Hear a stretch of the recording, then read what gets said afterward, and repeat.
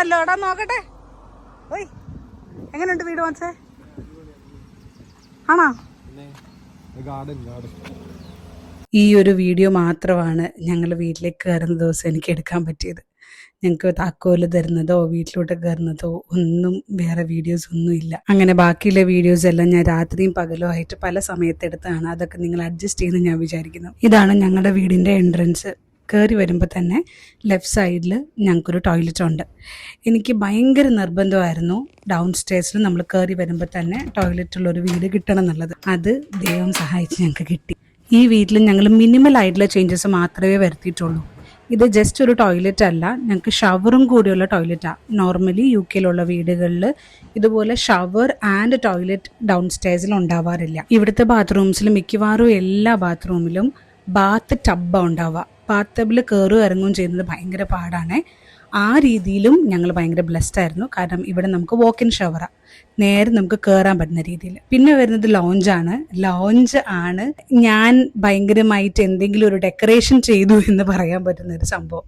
ഇത് അച്ചാച്ചനും അമ്മയും ഞാനും കൂടെ ചെയ്ത ഒരു രൂപക്കൂട് എന്നൊക്കെ വേണമെങ്കിൽ പറയാം. ഒക്കെ DIY ആണ്. എൻ്റെ വീട്ടിൽ പുതിയ എന്ത് സാധനം വാങ്ങിച്ചതെന്ന് ചോദിച്ചു കഴിഞ്ഞാൽ ഞാൻ പറയും അത് ഈശോയുടെ മാതാവിൻ്റെ രൂപം മാത്രമാണെന്ന്. ഞങ്ങളുടെ വീട്ടിലോട്ട് ഞങ്ങൾ വാങ്ങിച്ച ഒരു മിക്കവാറും ഒരു 90% സാധനങ്ങളും സെക്കൻഡ് ഹാൻഡോ അല്ലെങ്കിൽ ഫ്രീ ആയിട്ട് നമുക്ക് ഗ്രൂപ്പുകളിൽ നിന്ന് കിട്ടിയതോ ആയിരിക്കും. അതുകൊണ്ട് തന്നെയാണ് ഞാൻ ഈ വീട് ബഡ്ജറ്റ് ഫ്രണ്ട്ലി ആണ് എന്ന് പറഞ്ഞത്.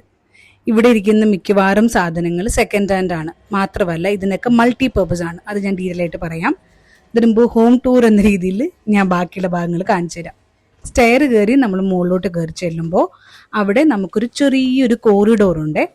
ആ കോറിഡോറിൽ നിന്നാണ് ബാക്കിയുള്ള റൂംസിലോട്ടൊക്കെ. ഇവിടെ എങ്ങനെയാണെന്ന് വെച്ച് കഴിഞ്ഞാൽ താഴത്തെ ഫ്ലോറിൽ റൂമുകൾ ഉണ്ടാവില്ല, ബെഡ്റൂംസ് ഉണ്ടാവില്ല. ബെഡ്റൂംസ് എല്ലാം മുകളിലാണ്. അപ്പം ഞങ്ങൾക്ക് 1, 2, 3 ബെഡ്റൂംസ് ആണ് ഉള്ളത്. അപ്സ്റ്റേഴ്സിലുള്ള ബെഡ്റൂംസ് എല്ലാം കാണിച്ചു തരുന്നതിന് മുമ്പ് താഴത്തെ ഭാഗം ഞാൻ കംപ്ലീറ്റ് ചെയ്യാം.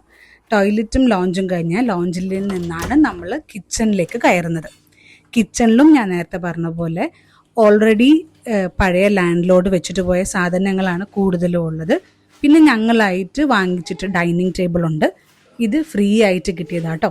ഈ ഡൈനിങ് ടേബിളും അതിൻ്റെ ചെയേഴ്സും സെപ്പറേറ്റ് ആയിട്ട് ഞങ്ങൾക്ക് 2 പേരെടുന്ന് ഫ്രീ ആയിട്ട് കിട്ടിയതാണ്. വീട്ടിലേക്ക് കയറിയതിൻ്റെ വീഡിയോ ഒന്നുമില്ല എന്ന് ഞാൻ പറഞ്ഞല്ലോ, അത് സത്യമാണ്. ഞങ്ങൾ പാലുകാച്ചൽ ഒരു പരിപാടിയായിട്ടൊന്നും നടത്തിയിട്ടുണ്ടായിരുന്നില്ല. കാരണം ആ സമയത്തായിരുന്നു എൻ്റെ ഗ്രാൻഡ് മദർ മരിച്ചത്. പക്ഷെ വീട് വെഞ്ചരിക്കാനായിരുന്നു. അപ്പോൾ വീട് വെഞ്ചരിക്കാൻ അച്ഛൻ വന്നപ്പോൾ ഞങ്ങൾ ഓൾറെഡി കുക്കിംഗ് ഒക്കെ സ്റ്റാർട്ട് ചെയ്തെങ്കിലും വെറുതെ ഒരു ചടങ്ങിന് ഞാൻ പാല് കാച്ചിട്ടുണ്ടായിരുന്നു.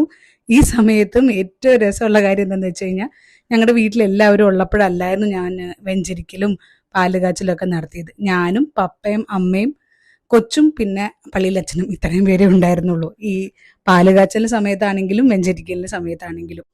ഞങ്ങൾ ഈ വീട്ടിലേക്ക് മാറുന്നതിന് മുമ്പ് ഞങ്ങളൊരു വീട്ടിൽ വാടകയ്ക്കായിരുന്നു താമസിച്ചുകൊണ്ടിരുന്നത്.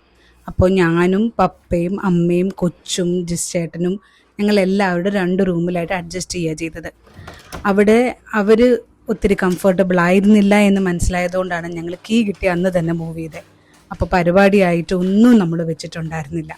ഈ വീടിൻ്റെ പല ഭാഗങ്ങളും നിങ്ങൾ ഓൾറെഡി എൻ്റെ പല വീഡിയോസിനകത്തും കണ്ടിട്ടുണ്ടാവും. എന്നാലും ഞാൻ പറയാം. ഈ കാണുന്ന ഫ്രിഡ്ജ് ഉണ്ടല്ലോ, അത് ഞാൻ സെക്കൻഡ് ഹാൻഡ് വാങ്ങിച്ചതാണ്. അത് ഹാഫ് ഫ്രിഡ്ജ് ഹാഫ് ഫ്രീസർ അങ്ങനെയാണ്. വാഷിംഗ് മെഷീൻ ആയിരുന്നു ഉണ്ടായിരുന്നത്. വാഷിംഗ് മെഷീൻ ഞങ്ങൾ മാറ്റിയിട്ട് വാഷർ ഡ്രയർ ആക്കി. കാരണം ഞങ്ങൾക്ക് 2 മെഷീൻ വെക്കാനുള്ള സ്പേസ് ഇല്ലായിരുന്നു കിച്ചണിനകത്ത്. ഇവിടെ കിച്ചണിനകത്താണല്ലോ എല്ലാം വെക്കുന്നത്. പിന്നെ ഡൈനിങ് ടേബിൾ ഞാൻ നേരത്തെ പറഞ്ഞതുപോലെ ഫ്രീ ആയിട്ട് കിട്ടിയതാണ്. ചെയേഴ്സും ഫ്രീ ആയിട്ട് കിട്ടിയതാണ്. ഓവനൊക്കെ നേരത്തെ ഉണ്ടായിരുന്നു. ഇൻബിൽഡ് ആയിട്ടുള്ള ഒരു ഓവനും ഒരു മൈക്രോവേവും ഉണ്ടായിരുന്നു. അതിൽ മൈക്രോവേവ് കേടായിപ്പോയി. പക്ഷെ നമ്മൾ ഓവൻ ഇപ്പോഴും യൂസ് ചെയ്യുന്നുണ്ട്. 2 ഓവൻ ഉണ്ടായിരുന്നു. അതുകൊണ്ട് ഒരെണ്ണം നമ്മൾ യൂസ് ചെയ്യുന്നില്ല. ആ ഗ്രീൻ കളറുള്ളത് യൂസ് ചെയ്യുന്നില്ല, മറ്റത് മാത്രമേ യൂസ് ചെയ്യുന്നുള്ളൂ. മിനിമലിസത്തിനെ പറ്റിയുള്ള എൻ്റെ പഴയ വീഡിയോസിനകത്ത് ഞാൻ പറഞ്ഞിട്ടുണ്ട്. നമ്മളൊരു വീട് മിനിമലിസ്റ്റിക് ആണ് എന്ന് തോന്നിക്കാൻ മെയിനായിട്ട് ചെയ്യേണ്ട കാര്യം എന്താണെന്ന് വെച്ച് കഴിഞ്ഞാൽ കൗണ്ടർ ടോപ്സ്, നമ്മൾ കാണുന്ന സർഫസുകൾ മാക്സിമം ക്ലീൻ ആക്കിയും എംറ്റി ആക്കിയും വെക്കുക. അപ്പോൾ അതുകൊണ്ടാണ് നിങ്ങൾ ഈ സർഫസിൻ്റെ മുകളിൽ കെറ്റിലോ അല്ലെങ്കിൽ മൈക്രോവേവോ ഒന്നും കാണാത്തത്. അത് പിന്നെ ആവശ്യം വന്നപ്പോൾ ഞാൻ മൈക്രോവേവ് വെച്ചിട്ടുണ്ടായിരുന്നു എന്നുള്ളതല്ലാതെ. ഇനി നമുക്ക് മുകളിലത്തെ ഫ്ലോറിലെ ബെഡ്റൂംസ് ഒക്കെ കാണാം. ഇതിൽ 3 ബെഡ്റൂംസ് ഉണ്ട്. അതിൽ ഏറ്റവും ചെറിയ ബെഡ്റൂമാണിത്. പക്ഷെ ഇത് തീരെ ചെറുതല്ല എന്ന് എല്ലാവർക്കും തെളിയിച്ചു കൊടുക്കാൻ വേണ്ടിയിട്ട് ഞാൻ ഇതിനകത്തൊരു ഡബിൾ ബെഡാണ് ഇട്ടത്. ഈ ബെഡ് നമ്മൾ സെക്കൻഡ് ഹാൻഡ് വാങ്ങിച്ചതാണ്. 100 പൗണ്ട്സിനടുത്തേ ആയിട്ടുള്ളൂ. 100 പൗണ്ട്സ് ഈ ബെഡ് മാത്രമല്ല, 2 ചെസ്റ്റ് ഓഫ് ഡ്രോവേഴ്സ്, 2 സൈഡിൽ കുഞ്ഞ് സൈഡ് ടേബിൾസ്, അതൊക്കെ കിട്ടിയായിരുന്നു. നമുക്ക് മുകളിൽ കോറിഡോറിന്ന് 2 സൈഡിലോട്ടും ആയിട്ടാണ് ബെഡ്റൂംസും ടോയ്ലറ്റും വരുന്നത്. ഒരു സൈഡിൽ ബെഡ്റൂമും ഒരു സൈഡിൽ ടോയ്ലറ്റും, അങ്ങനെയാണ്. ഇവിടെ അറ്റാച്ച്ഡ് ആയിട്ട് ഒരു റൂമിലും ബാത്റൂമോ ടോയ്ലറ്റോ ഇല്ല കേട്ടോ. മുകളിലത്തെ ഫ്ലോറിൽ ഞാൻ പറഞ്ഞ പോലെ ഒരു ബാത്ത് ടബും ഒരു ടോയ്ലറ്റും ഉണ്ട്, പക്ഷെ അത് രണ്ടും സെപ്പറേറ്റ് ആണ്. താഴത്തെ ഫ്ലോറിൽ ഇത് കൂടാതെ വേറൊരു ബാത്റൂം നിങ്ങൾ കണ്ടല്ലോ. ഇവിടെയും ഞങ്ങൾ ഒരു മാറ്റങ്ങളും വരുത്തിയിട്ടില്ല. കയറി വരുമ്പോൾ ലെഫ്റ്റ് സൈഡിൽ ടോയ്ലറ്റ്, നേരെ ഒരു ബാത്റൂം, റൈറ്റ് സൈഡിൽ ബെഡ്റൂംസ്, ഇങ്ങനെയാണ് കിടക്കുന്നത്.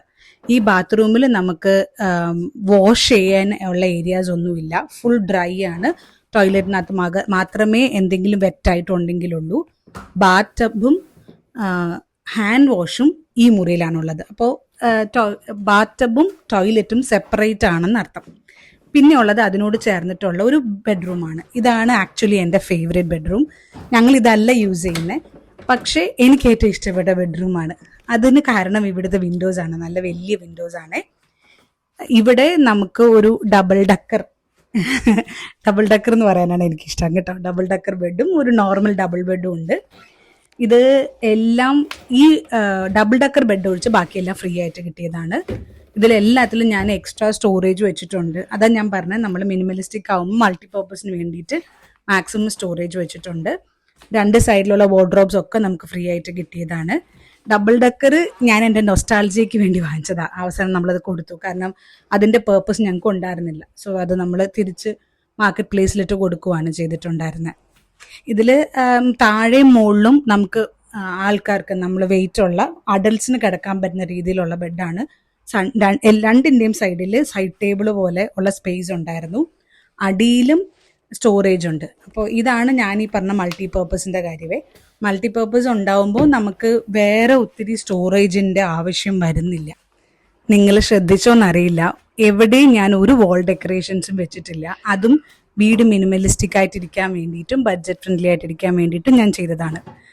ലാസ്റ്റ് ആൻഡ് ഫൈനലി ഞാൻ കാണിക്കുന്നത് എൻ്റെ മുറിയാണ്.